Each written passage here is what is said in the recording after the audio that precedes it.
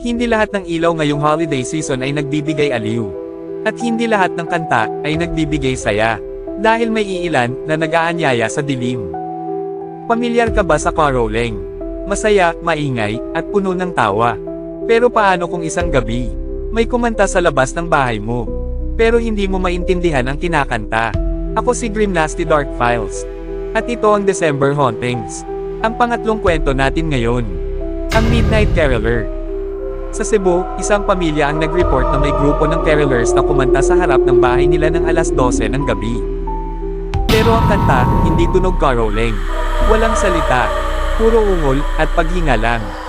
Pagsilip nila sa bintana, walang tao, pero malinaw pa ring naririnig ang kanta. Mula lamang sa ilang metro sa harap ng bahay nila. May isang lalaki ang nag-record ng tunog. Nang pakinggan nila ang audio, may na-detect na 4 na tinig. Pero ang pattern nila, hindi boses ng tao. Mas malapit ito sa tunog ng nababaluktot na metal. Na may halong bulong ng matandang babae.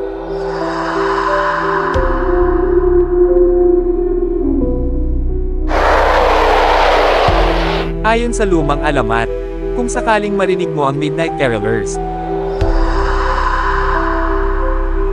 huwag kang lalapit sa bintana.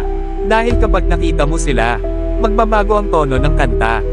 At babanggitin nila ang pangalan mo ng paulit-ulit sa nakakatakot na tono.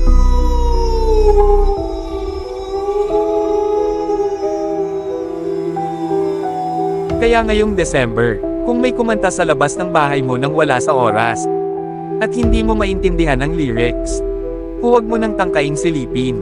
Dahil baka sila na ang Midnight Carolers. Ito ang December Hauntings. At ako si Grim Nasty Dark Files.